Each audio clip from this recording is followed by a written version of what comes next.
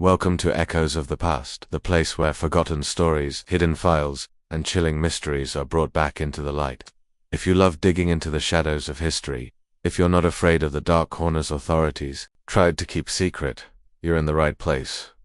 Before we dive in, do me a favor. Hit like, share this with someone who loves a good mystery, and subscribe so you don't miss what's coming next. It helps more than you know. And trust me, you're going to want to stay until the very end of this one. Alright, ready? Let's step back into Yorkshire, 1965. It started with a question no one in Ashworth wanted to ask out loud. What really happened to the Higgins family? Autumn 1965. A family of 4 gone. Not a trace left behind in their little cottage tucked into the quiet village of Ashworth, Yorkshire. No note, no struggle, no clue. For months, police searched every lane, every field, every stone wall in that old valley. Nothing. It looked like the case would fade into the cold files of the local constabulary. Until 3 months later, when investigators stumbled onto something they were never supposed to find, a hidden room beneath St. Mary's Church, inside the Higgins family's personal belongings and journals. Detailed, disturbing entries describing rituals that hadn't been spoken of openly in England for centuries. Rituals the Church of England had banned long ago. But that wasn't even the strangest part. The last entry in those journals dated 2 weeks after the family had already been reported missing. For nearly 60 years, the church has stayed silent, refusing to comment, refusing to even acknowledge what was found under its ancient floors. And the Higgins cottage, still abandoned, still locked, still waiting. And in 1985, when investigators finally cracked open the church's sealed records, they found something even worse. The Higgins family wasn't the first to vanish. Tonight, we're going to talk about what really happened in that quiet Yorkshire village. You're going to hear from documents never before made public, and for the first time, from the only living witness, who's finally breaking for decades of silence.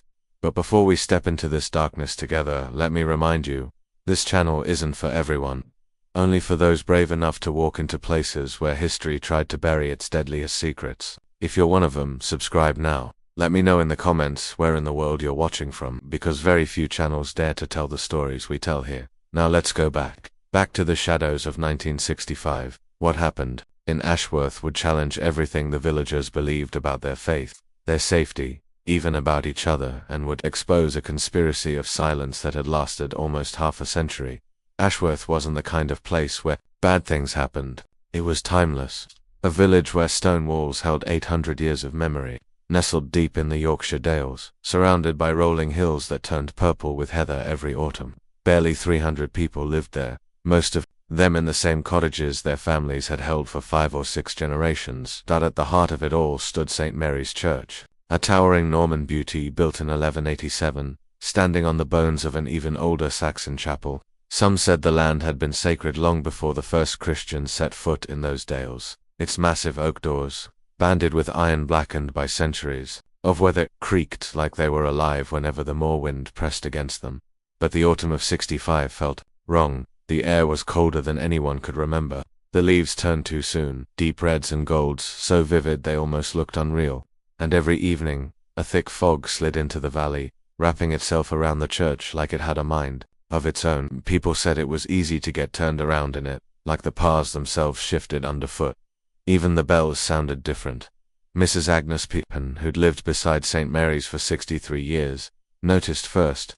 The bronze bells rang lower, thicker, like the air had turned heavy, and sometimes late at night she swore she heard them when they shouldn't have been ringing at all, faint, mournful, as if coming from underground. Then there was Thomas Arthur Higgins, a man of routine, 38 years old, ran the post office like clockwork, just like his father and grandfather before him. Every morning, precisely at 7, he left his cottage on Church Lane in a pressed suit, leather satchel over his shoulder, walked his 2 children, Margaret Rose, 12, and William Thomas, 8, to school, then went to sort mail and telegrams for the whole valley. Quiet man, reliable, deeply religious in that steady Yorkshire way, not loud about it, but faithful. He served as church warden at St. Mary's, always there on Sundays making sure hymnals were in order, collection plates polished. His faith as solid as the hills themselves, which made what happened next impossible for anyone to comprehend. His wife, Elena Mary Higgins, née Whitlock, had come to Ashworth as a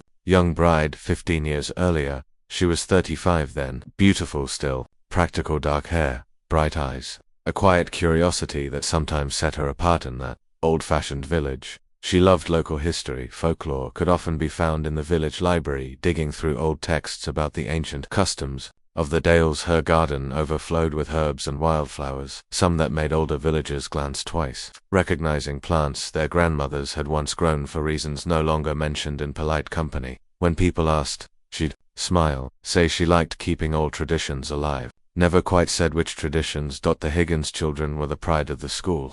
Margaret Rose, thoughtful, studious, always helping her mother without complaint. Dark hair like her mother, calm temperament like her father. Teachers sometimes whispered she seemed older than her years, like she carried something heavy behind her eyes. She loved to read, especially history and mythology, and spent hours in the churchyard, copying inscriptions from ancient gravestones into a little notebook she carried everywhere. And then, one autumn night in a village that hadn't changed in centuries, the Higgins family simply vanished. No struggle, no warning, just silence where life had been the day before. What happened next, and what investigators found beneath Mary's would send ripples of fear through Ashworth that never truly faded. And tonight, you'll finally hear it all. Stay with me to the end. Like, share, subscribe, because the deeper this story goes, the stranger it gets, and some of what you're about to hear has been hidden for more than half a century. Let me ask you something. What if the signs of what was coming were there all along, hiding in plain sight? 80-year-old William Thomas Higgins, everyone just called him Billy, was the kind of kid who could charm anyone. His laugh, infectious, his curiosity, endless. The sort of boy who'd win over every adult in Ashworth without even trying. Billy was obsessed with St. Mary's Church. He'd spend hours staring up at the gargoyles, tracing the lines of their weather-worn faces, and asking question after question about the colorful stories frozen in the stained glass windows. And he drew, constantly, sketchbook after sketchbook, pictures of the church, the countryside, the moors. But as autumn deepened, those drawings changed. They got darker, stranger, some so disturbing. His teacher didn't know what to make of them. Ashworth itself moved at a pace set centuries before. Market day still landed every Thursday beside the church, though merchants now rolled in by car instead of by cart. The Shepherd's Rest pub doubled as the unofficial town hall where gossip and decisions were brewed alongside ale. The post office, also the general store, handled telegrams, stamps, and life's necessities. The school taught the villagers, children from age 5 to 14, before sending them off to Horsley for the rest of their education. But beneath all that quaint, rural calm, Ashworth carried secrets. Old ones. The village wasn't just isolated by geography, it was closed off, culturally. The old families, the Whitlocks, the Carrs, the Thorntons, and a few others kept traditions outsiders rarely glimpsed. They married among themselves, guarded old knowledge, and handed it down carefully through bloodlines that never strayed too far from home. Mrs. Margaret Thornton, the librarian and, if we're honest, the unofficial keeper of what passed for local law, was born into one of those founding families. Her cottage held books and manuscripts collected over generations, including texts the church had tried more than once to erase from existence. She was a small, bird-like woman in her 70s, always speaking in whispers, somehow knowing everyone's business before they did, never married. Her life, as she put it, was for preserving what matters. Then there was Dr. Edmund Carr, the village doctor, 55. He'd left for Edinburgh to study medicine, then returned, modern knowledge in one hand, old healing lore from his grandmother in the other. His records went beyond health charts. He kept notes on what he called the spiritual condition of his patients, though he never explained what that really meant. Sergeant Robert Henley, the local constable, was one of the few not tied to Ashworth's old bloodlines. Assigned there 5 years earlier, he'd come to realize there were parts of village life that simply weren't open to him. He was meticulous, a man who prided himself on knowing every corner of his post, but Ashworth kept things hidden, and that frustrated him more than he liked to admit. And then there was Reverend Harold Whitmore, vicar of St. Mary's. He served the parish for 23 years, arriving as a bright, reform-minded young curate fresh out of college. But over time, he'd changed. His study overflowed with ancient manuscripts, archaeological finds, books on topics that didn't quite fit Anglican theology. He was tall, thin, grey-haired, before his time. Eyes that didn't look at you, they looked through you. His sermons grew more peculiar, references to older truths, deeper mysteries, words that left most parishioners unsettled, but intrigued a certain few, especially the old families, who seemed to know exactly what he meant. That, and in the weeks before the Higgins family disappeared, things began to shift. It was subtle at first. Elanina Higgins, spending more time in the churchyard, Thomas looking worried, distracted, the children quieter, withdrawn. But as October dragged on, it got harder to ignore. Mrs. Agnes Peterson, the neighbor whose garden shared a wall with the Higgins property, noticed first. Early in October, Elalina began slipping into the churchyard after dark, sometimes staying for hours, sometimes carrying bundles, herbs, flowers, things Mrs. Peterson couldn't quite identify in the moonlight. Eventually, Agnes gathered the courage to ask. Elalina just smiled. "I'm tending to old traditions, Mrs. Peterson. Someone has to keep the proper observances." That phrase, proper observances, meant nothing to Agnes, but the way Elalina's eyes held hers, it left her uneasy, like the younger woman knew things, deep things, better left alone. Agnes started closing her curtains earlier, avoiding small talk, keeping her distance. Then Arthur Finch, who ran the village shop, noticed something too. Elalina's shopping habits had changed. Usually she was precise, careful, measured, but now she was buying in bulk, pounds of coarse salt, boxes of white candles, specific herbs from old Mrs. Wetherill, the village herbalist. When Arthur asked about it, Elalina said she was preparing for the harvest. Didn't make sense. The Higgins family didn't farm beyond a small kitchen garden, and the things she bought, they weren't for cooking or preserving food. They sounded ceremonial, but Arthur was a polite man and he let it go at the school. Miss Sarah Collins, the teacher, was starting to worry too. Margaret and Billy, both usually bright, engaged, had changed, quiet, distracted, the sparkle gone from Billy's endless questions, Margaret's notebooks filling with things she wouldn't explain. That something was happening in the Higgins household, something no one outside those stone walls understood, not yet, and what came next would shake the village to its core. You're still with me. You're the kind of person this channel was made for. These are the stories others try to bury, but we bring them back. It started quietly, just small, strange changes in a peaceful Yorkshire village. No one realized, not yet, that something ancient was slowly waking up. Margaret Higgins had always been the kind of student teachers bragged about, sharp, focused, reliable. But then suddenly she wasn't. She drifted off in class, staring out the window toward St. Mary's Church like she was listening to something only she could hear. And when her teacher called on her, she'd blink, answer, like she'd just been shaken out of a dream. Her essays, once perfect, now filled with references to ancient truths and forgotten wisdom, far beyond what any 12-year-old should have known. Her younger brother, Billy, changed too, and in a way that was harder to ignore. The cheerful, chatty boy became obsessed with drawing, over and over again, the same unsettling picture, robed figures, an altar, strange symbols his teacher, Miss Collins, didn't recognize, but that made her deeply uneasy just looking at them. And when she asked Billy what it meant, his answer chilled her. "I'm just drawing what Mummy and Mr. Whitmore taught me about the old church." Miss Collins did what any responsible teacher would do. She reached out to the parents. She sat down with Thomas Higgins in mid-October, but instead of answers she found a man in quiet distress. He admitted his wife, Elalina, had been working closely with Reverend Whitmore and a small group of villagers on something he called historical research, but Thomas's tone gave him away. This wasn't just about dusty old books. Something about it bothered him deeply. The truth was far stranger than even Thomas knew. Back in 1962, Reverend Whitmore had started a harmless-sounding group, the Ashworth Historical Preservation Society. Their mission: study the old traditions of the Yorkshire Dales, especially the customs from before Christianity arrived. At first it was just 5 people: Reverend Whitmore, Mrs. Margaret Thornton, Dr. Edmund Carr, Mrs. Dorothy Wetherill the herbalist, and Mr. James Crawford, a retired teacher from London. They met once a month in the church vestry. It was all academic folklore, archaeology, the kind of stuff local history buffs live for. They even said they were working on a book for future generations. When Elalina Higgins joined in spring 1964, it all still looked perfectly respectable. She loved history, had read widely on folklore, and Reverend Whitmore welcomed her enthusiasm. She brought fresh research on herbs, seasonal festivals, deep authentic details that impressed everyone. But by then, the group wasn't just reading about rituals anymore, they were doing them. It started small: seasonal celebrations, Herbal remedies, simple meditations they claimed came from Celtic traditions. But under Reverend Whitmore's guidance, things grew stranger. He convinced them that true understanding required participation, not just study.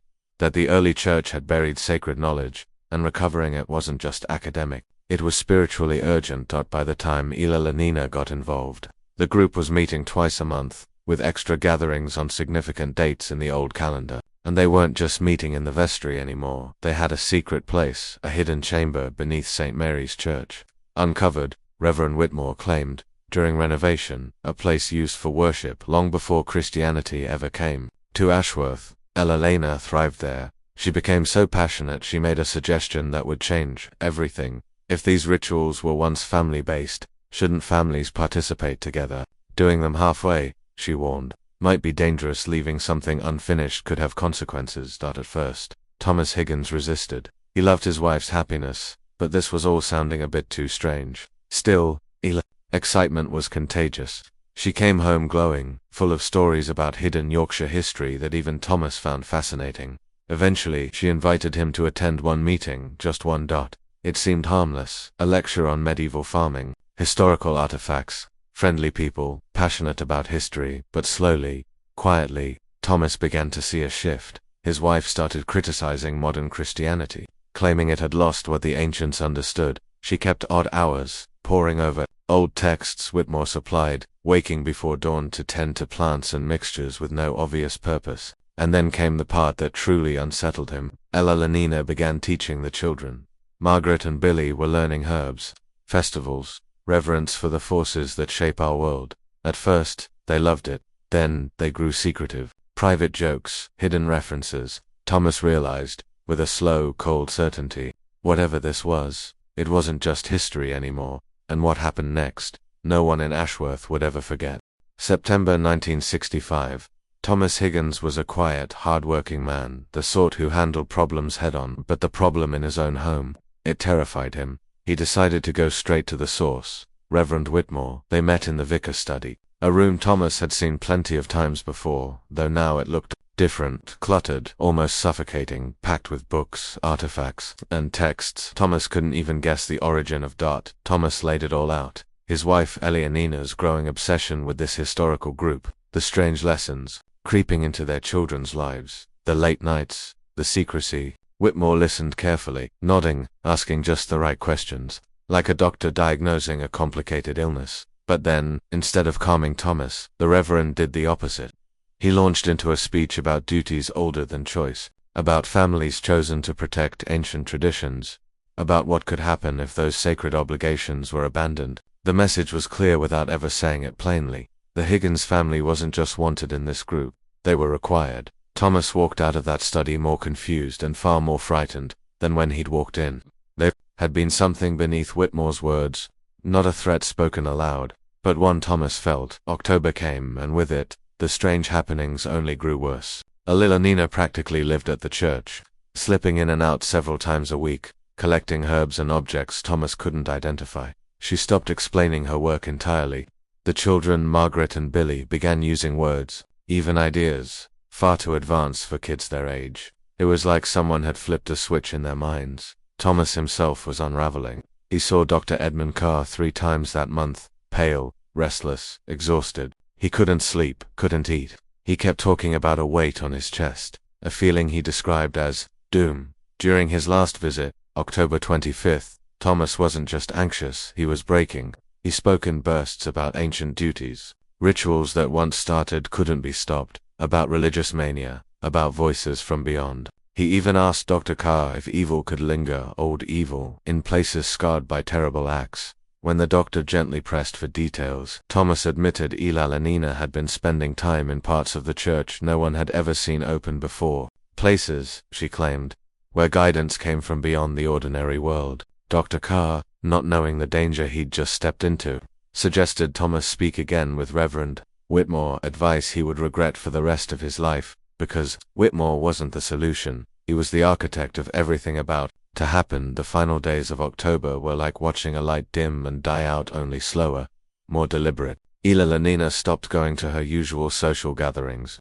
The kids, no more playtime, they grew pale, quiet, hollow-eyed. Thomas stopped showing up to work after 15 years of never missing a day. Neighbors started noticing things they didn't want to notice. Miss Patton, who lived next door, heard strange sounds from the Higgins home: rhythmic chanting, smoke with a bitter, acrid bite, low voices full of emotion but impossible to make out. She saw figures in dark clothing arrive after dark, silent, purposeful, staying no more than an hour. And then came October 31st, 1965. Ashworth woke to a grey, cold Sunday morning. Fog sat so heavy that St. Mary's Tower vanished into it. Church service went on as usual, at least it looked that way. The Higgins family sat in their usual pew, but something was off. Elenina sat upright, eyes locked on the pulpit, scribbling notes in a leather journal she'd never brought before.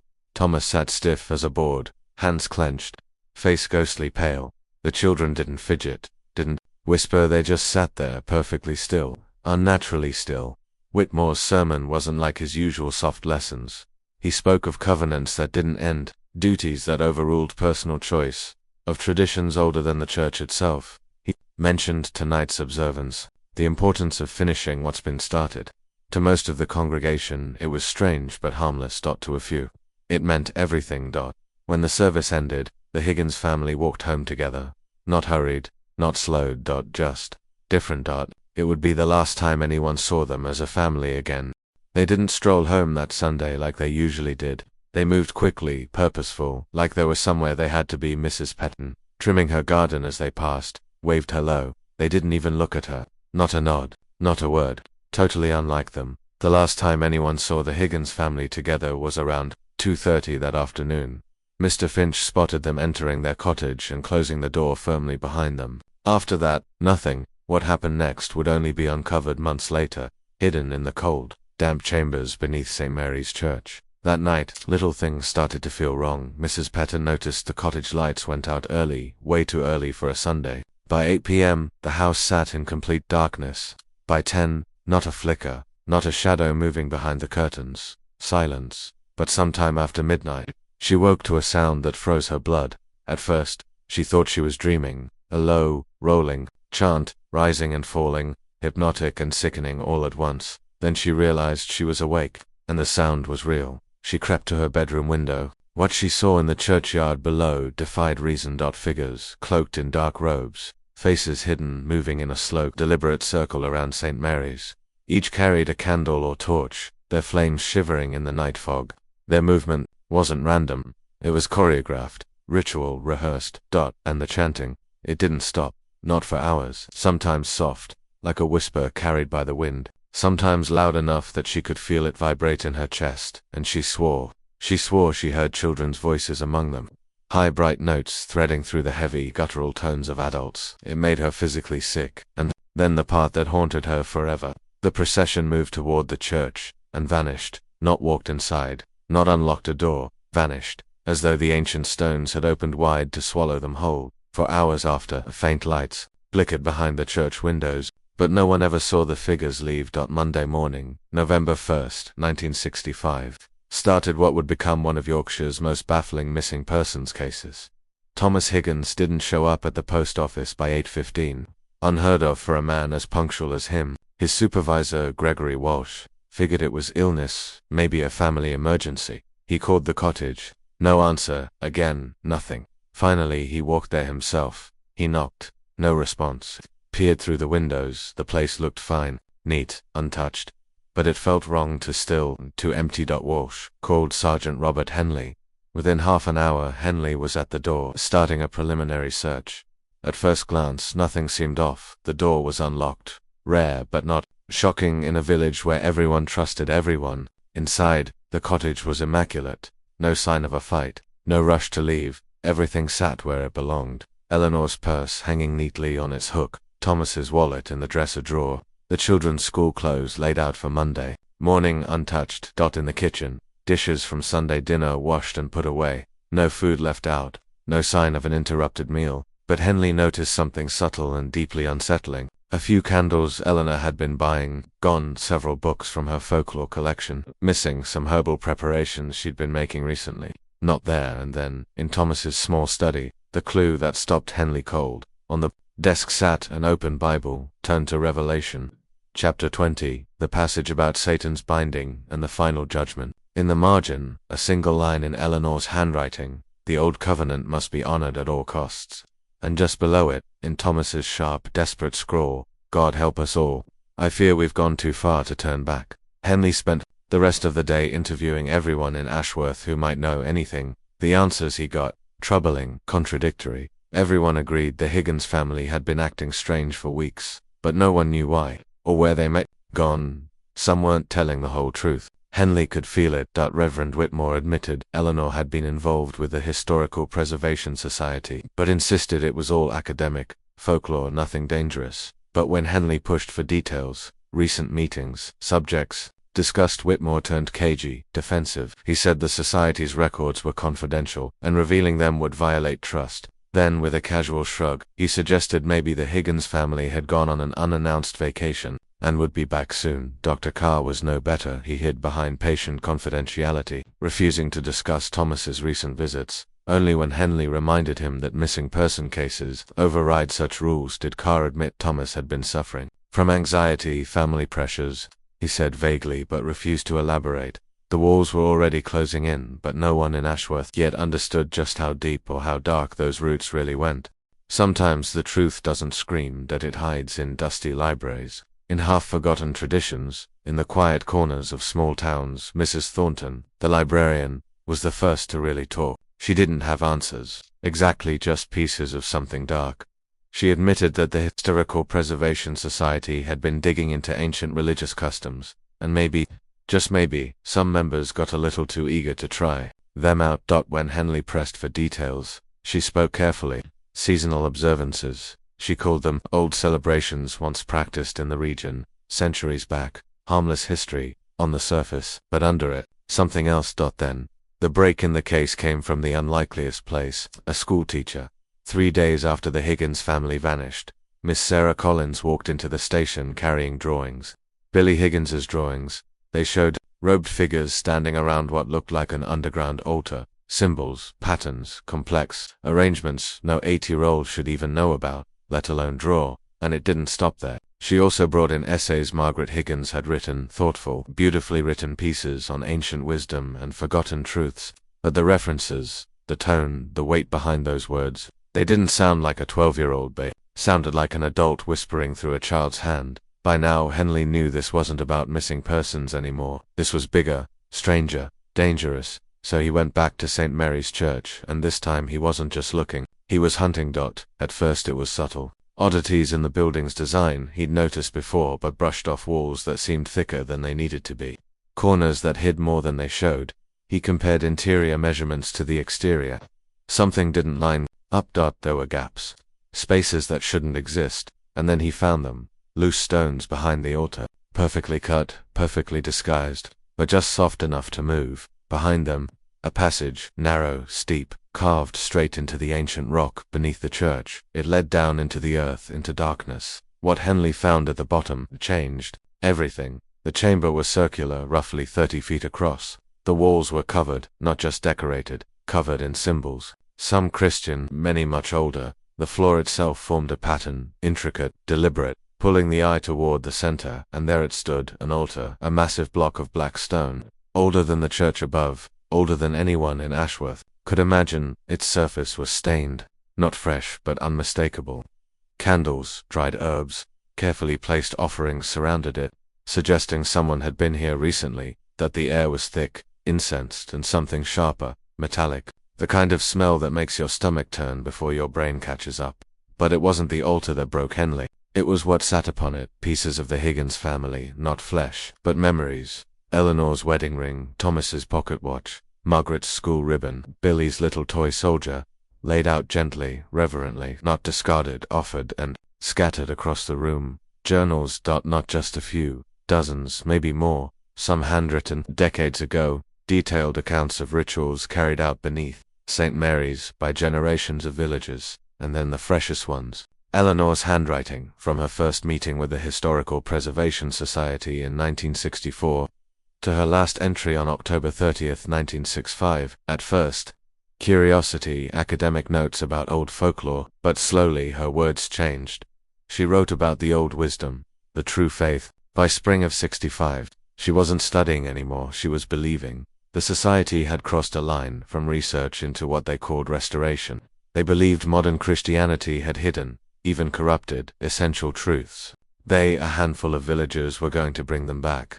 Eleanor described the rituals, seasonal gatherings at first, harmless on the surface, but then, more complex, older, darker. She wrote of a harvest ceremony, a ritual, she claimed, vital for keeping the community spiritually protected, and it required a complete family. On specific nights, when the veil between worlds was thinnest, her final entries weren't fearful, they were ecstatic. She believed her family had been chosen, that they were fulfilling something sacred, something ancient.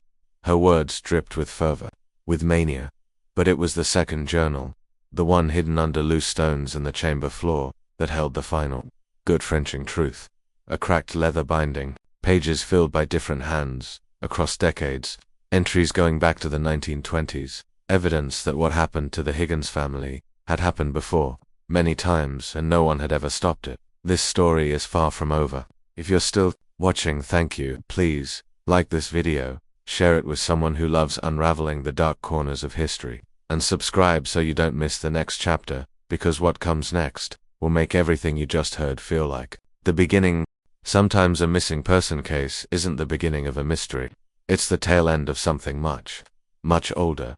When Sergeant Henley opened the cracked leather journal found beneath St. Mary's Church, he didn't just find answers, he found a timeline of horror stretching back almost half a century. The earliest pages, they weren't written by Reverend Whitmore at all. They belonged to his predecessor, Father Michael Blackwood. Blackwood had served St. Mary's from 1919 until his sudden, unexplained death in 1942. At first, his entries read like those of a curious priest, fascinated by history, archaeology, the little oddities that hide in old buildings. During renovations, he'd discovered the underground chamber, strange symbols, artifacts buried in stone, and like so many before him, he got hooked. But over time, fascination turned to obsession. By the mid-1920s, his journal described communications, messages he claimed came through meditation in that hidden room, instructions, he believed, for rituals that would keep Ashworth safe from harm. The ceremonies he wrote about were detailed, elaborate, and clearly not authentic. They were stitched together from fragments of pagan lore, occult books, and a crumbling state of mind, and then they started to require people. By 1928, Father Blackwood had followers, a handful of villagers, families whose names still echoed through Ashworth decades later. The Thorntons, the Carrs, the Weatherbys. He convinced them they were chosen descendants of some sacred bloodline tasked with preserving the old knowledge. Then came the worst part. The journal spoke casually, almost clinically, of what he called the ultimate sacrifice. Ceremonies meant, he claimed, to shield the town by taking lives, entire families. The first was in October 1930, the Morrison family, newcomers from Scotland. Blackwood wrote about their deaths the way someone might describe setting up for a Sunday service. No emotion, no hesitation. Henley, flipping page after page, began to see a chilling rhythm. Every few years, another family, chosen carefully, often new to town, or socially quiet enough that no one would notice when they were gone. Their disappearances disguised as moves emigrated sudden opportunities elsewhere. The Morrisons in 1930, the Hartwells in 1933, the Spencers in 1936, the Dunbars in 1939, each one removed like a piece off a chessboard, quietly, efficiently. Father Blackwood's death in 1942 paused the pattern briefly. Then came Reverend Whitmore. His first journal entries, hidden deep in that same book, appeared in 1945. At first, he sounded horrified by what he'd found, but horror, Henley realized, has a way of rotting into justification. Within months, Whitmore had convinced himself that Blackwood's rituals had worked, that the town had been spared disasters by these sacrifices. He prayed, he meditated, he claimed to receive divine confirmation. Every coincidence, every twist of luck, became proof. And by 1947, the murders began again. The Fletchers were the first under Whitmore, then the Ashfords in 1950, the Kellys in 53, the Bradfords in 56, the Hawkins in 59, the Pattersons in 62, all gone, all explained away. Whitmore, Henley saw, wasn't sloppy. He was smart. He refined Blackwood's methods, psychological manipulation, perfect misdirection. Families weren't taken by force. They were guided, step by step. but started harmlessly. Invitations to join the Historical Preservation Society, a group genuinely researching old customs, studying folklore, hosting lectures. Nothing sinister. Not at first. Months, sometimes years, would pass like this. Friendly gatherings, shared projects, seasonal celebrations that felt quaint, even charming. But all the while, Whitmore was watching, measuring. He looked for a certain type of person, curious, searching, a little isolated. People who wanted to believe there was something deeper, something sacred still alive in the world, and when he found them, he brought them in closer. The transition from curiosity to participation wasn't sudden. It was slow, calculated, almost invisible. Until, one day, they weren't just studying rituals, they were performing them. And when the final step came, the sacrifice, it didn't feel like murder to them. It felt like destiny. Henley sat in that underground chamber, journal in hand, and finally understood. The Higgins family hadn't just vanished. They'd been chosen not by accident, not by madness, but by a conspiracy rooted deep in the heart of Ashworth, thriving in the shadows for nearly 50 years. And now, it wasn't just a case, it was a war against something ancient, organized, and terrifyingly patient. Ever wonder how ordinary, decent people can be turned into willing participants in something unspeakable? That's exactly what happened in Ashworth. Reverend Whitmore didn't just recruit followers, he shaped them. It started slow. He'd introduce strange mystical ideas but always dress them up as history, authentic, sacred, safe. Those who got nervous, they were quietly pushed out. No fights, no drama, just left behind. But the ones who leaned in, who wanted to believe, were pulled deeper. And the deeper they went, the harder it became to see what was really happening. One place was key to the entire manipulation. The underground chamber. Whitmore knew what he had. The way sound echoed strangely. The heavy silence, the cold, the dim candlelight. In a space like that, your brain stops arguing. It just absorbs. Science even backs this up. Low light, low temperature, a hidden, sacred feeling location. It can put someone into a trance without a single drug. But Whitmore didn't stop there. He introduced what he called spiritual preparation. Fasting, isolation, meditation, all designed to break down doubt and make the group feel like the only safe place left. By the time a family was picked for what he called the harvest ceremony, they weren't resisting, they were volunteering, honestly believed they were serving something divine, helping protect the whole town. We know this because of a journal, that it belonged to Ilolanina Higgins in her own handwriting. You can see the transformation from curious, careful researcher to devoted believer. 18 months. That's all it took. Whitmore saw what she wanted, knowledge, meaning, a sense of being chosen, and he used it. By October of 1965, she wasn't afraid, she was proud. Her last entries didn't sound like a victim's diary. They sounded like the words of someone eager to step onto holy ground. She even wrote about her excitement and gratitude for being elevated. Her only worry, her husband Thomas, he wasn't convinced. He hesitated, but Reverend Whitmore had reassured her. Thomas's doubts would fade during the ceremony itself, and then came October 31st. Whitmore's account of that night, cold precise. The ceremony began at 11 p.m. The Higgins family, 6 other members of the Historical Preservation Society, Dr. Carr, Mrs. Thornton, Mrs. Weatherby, Mr. Crawford, 2 others Henley would later recognize as respected townsfolk. At first, it was familiar, the chanting, the candles, the herbal smoke they'd all grown used to. But slowly, the ritual shifted. The wine, drugged, what Whitmore gently referred to as spiritual substances. The pressure built. Thomas resisted, tried to leave with the children, but he couldn't. The others were ready. They stopped him, forced him back. The kids, dazed, terrified, drugged and confused to fight, never stood a chance. Whitmore's notes on the actual murders were chilling, in their simplicity. Quick, efficient, ritual in name only. The bodies were hidden in a network of natural caves beneath the church, caves used for decades to erase the evidence of sacrifice. And then came the cover-up. Dr. Carr drafted false medical records claiming the family had a contagious illness that required them to leave town. Mrs. Thornton spread the word that Thomas had been offered a job far away and left in a hurry. The Higgins's belongings sorted, valuables kept by the society. The rest destroyed. Their cottage was cleaned, stripped of every trace, and rented to a new family, told the last tenants had emigrated to Canada. Meanwhile, Sergeant Henley, trying desperately to find the missing family, was being blocked at every turn. People lied, others couldn't remember. Questions about the Historical Preservation Society were met with polite, misleading answers, the kind designed to make it all sound harmless. Some witnesses even swore the Higginses had been talking about moving for months, but the truth was far darker. This wasn't just a small group hiding a crime, it was a whole community, some active participants, others silent out of fear, guilt, or willful ignorance, holding the weight of years of quiet murder. Henley would later discover villagers who'd suspected something was wrong, who'd noticed the pattern of disappearances, but who chose silence, because silence, in Ashworth, was survival. And just when it seemed like the full story had been uncovered, Henley stumbled onto something even worse, something that would shake everything he thought he knew about that village, and the people still living there. If this story has you looking over your shoulder right now, share it with someone who loves a good mystery hit, like if you want us to keep digging into the darkest corners of history. What happens when the truth is finally dragged out of the shadows, and it turns out the people you trusted most were behind decades of murder? That's the nightmare Sergeant Henley walked straight into.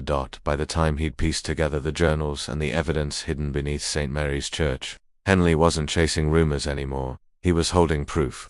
Hard, undeniable proof, and what it revealed was staggering. At least a dozen people had directly helped commit the killings, with dozens more quietly covering for them, lying, distracting, keeping the machine running while families disappeared. Henley knew there was no way to ease into this, so he started with the one he thought might break first. Dr. Edmund Carr, a respected physician, a man people trusted with their lives. Henley confronted him with the records, his own handwriting tying him to multiple murders. Carr tried, at first, to bluff it out, so the journals were fiction, the work of disturbed minds, elaborate stories, nothing more. But then Henley put the physical evidence in front of him, fingerprints, objects from the chamber, other villagers ready to testify, and Carr cracked. And when he did, the truth poured out. He described the psychology of the group in chilling detail, how they'd convinced themselves they weren't killing people at all. No, they were transforming them, helping them move beyond the physical world. It was self-deception on a massive scale. The only way they could live with themselves, year after year, body after body. Next came Margaret Thornton. She didn't crack icily for days. She sat there insisting the Historical Preservation Society was innocent, just research, festivals, history. But Henley had found something she couldn't explain away. Personal belongings of the murdered families tucked in her own cottage. Cornered. She finally broke. Her confession revealed something new, just how deep the rot had spread into the very structure of Ashworth. It wasn't just the killings. The family's property had been stolen, sold, or used to fund the group. Their homes rented out, their absence turned into income, and the disappearances, convenient tools to remove problem families, people the society didn't want in their perfect little village. Then came the arrest everyone knew would be explosive. Reverend Whitmore. Henley found him in his study, mid-destruction, burning, shredding, anything to erase the trail. But it was too late, and Whitmore himself, by then, he was unraveling. The journals hinted at paranoia, delusions of grandeur, but seeing him up close, it was worse. His rambling statements mixed divine commands with nonsense, spiritual duty with conspiracy-laced hallucinations. But underneath the madness, there was method. He had planned, he had organized, and no amount of psychosis could hide that he'd known exactly what he was doing. When the trial finally began, York Crown Court, spring of 1966, it was like watching a dam burst. The media swarmed, the public stared in disbelief, even hardened. Investigators were shaken. The prosecution laid it all out, the journals, the chamber, the testimony of villagers who could no longer stay silent. One by one, witnesses stepped forward. Some had taken part, others had looked the other way. All carried pieces of the horror. Dr. Carr's testimony hit hardest. He explained, step by step, how Father Blackwood and Reverend Whitmore had slowly reshaped rational minds into willing accomplices, not with threats, not at first, but with belief, with trust, with a slow, poisonous logic that turned ritual into duty and murder into salvation. By the time many realized what they'd done, they no longer recognized the line they'd crossed. The trial also revealed something more practical and more disturbing. Their killings hadn't just been spiritual, they'd been profitable. Families with property, with assets gone, their wealth absorbed by the society, their homes sold or rented, their belongings redistributed like loot. Every death had been carefully selected, not just for ritual purposes, But for financial gain, Mrs. Thornton described the pressure, how anyone who questioned too much suddenly found doors closed, friends distant, opportunities gone. Social exile, economic punishment, subtle threats. Ashworth hadn't just killed people, it had trained its own to stay silent. Whitmore himself proved the hardest to prosecute, not because he wasn't guilty, but because his mind was fractured. Court psychiatrists confirmed he'd been deeply delusional, maybe for years, but the prosecution made it clear. Madness hadn't stopped him from carefully orchestrating a criminal empire, built on murder. And when forensic teams finally explored the caves beneath St. Mary's, the last illusion died.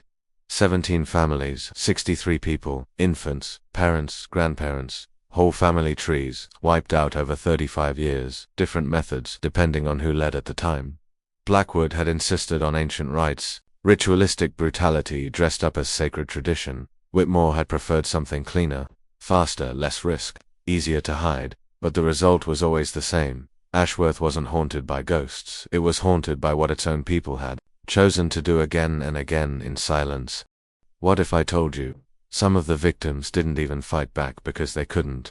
Evidence showed many had been drugged before their deaths, their bodies made weak, their minds fogged, but the children, their remains told a story that still chills everyone who's ever read the files.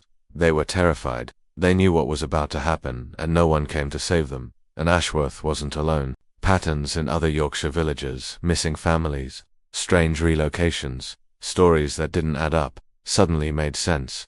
This wasn't just one small-town nightmare. It was a network, hiding in plain sight under the respectable cover of research and tradition. When the truth finally broke, it didn't just destroy reputations, it shattered lives. People who'd lived there their entire lives had to face a brutal reality. They'd either looked the other way or missed the warning signs. The guilt didn't fade even decades later. Some couldn't forgive themselves. Kids who grew up there carried the deepest scars. They trusted their neighbors, their teachers, their clergy. Then they learned some of those same people had either helped or stayed silent. Many spent years in therapy, struggling to rebuild the ability to trust anyone at all. What used to be a peaceful village became a place where every street, every home, every Sunday smile felt like a cruel reminder of what had been hidden just beneath the surface. And the institutions that were supposed to protect people, they failed. Repeatedly, police dismissed missing families as folks who'd simply moved away. The church left rural clergy largely unchecked. Even the village doctor, a respected man, used his position to forge documents, manipulate medical records, and protect killers. Only after Ashworth fell apart did reforms finally come. Stricter parish oversight, new protocols for missed cases, better medical verification for sudden relocations. Changes born from blood. By autumn of 1966, the trials were over. Reverend Whitmore guilty, but mentally ill, locked away in a secure hospital. Dr. Carr, Mrs. Thornton, and several others, life sentences. A handful of accomplices got shorter terms, judged to have acted under intense pressure. Some thought the sentences too light, others thought they were brutal, considering the manipulation involved. The judge said it plainly. Society can't function if adults don't protect the innocent, no matter the cost. The conspirators' assets were seized, some compensation paid out, but so many families had no one left, no heirs, no one to receive even a symbolic measure of justice. Ashworth itself didn't survive the truth. Shops closed, houses stood empty, property values tanked, people left fast. By the early 1970s, the church was demolished, the chamber buried and sealed with concrete, the cottages rotting where they stood. The once close village became a hollow shell, a ghost town people only whispered about. But the case didn't die. Psychologists, sociologists, they all studied it. How does something like this happen in a normal, quiet place? How do ordinary people get turned, step by step, into murderers, not by force, but by belief? Ashworth proved a terrifying truth. Evil doesn't need chaos or war. It can grow in the calmest corners of a democracy, if the conditions are right. Isolation, blind trust, charismatic authority, and just enough fear to keep people quiet. Religious leaders twisted faith into a weapon. Trusted figures used their power to manipulate, to control, to kill, and convinced others they were doing something noble. It's not just history, it's a warning. The Higgins family, like so many before them, trusted the wrong people. They believed they were safe. They weren't. And the most frightening part, the killers didn't see themselves as killers. They believed they were serving something greater. They weren't monsters at first, just people who stopped questioning. Who let loyalty replace morality? Who convinced themselves that what was obviously wrong somehow wasn't. So now, I have to ask you, could this happen again? Could it happen where you live in a quiet neighborhood, among people you think you know? Could ordinary people, your neighbors, your friends, be drawn into something so dark they don't even see it anymore? Let me know in the comments. If this story shook you like it shook me. Give it a like, share it with someone who loves true crime that digs into the darkest corners of human nature, and don't forget to subscribe. Hit that bell so you don't miss what we uncover next. Because sometimes, the scariest monsters aren't hiding in the woods or waiting in the dark. They're standing right next to you, smiling, respected, trusted, while quietly destroying everything you thought was safe.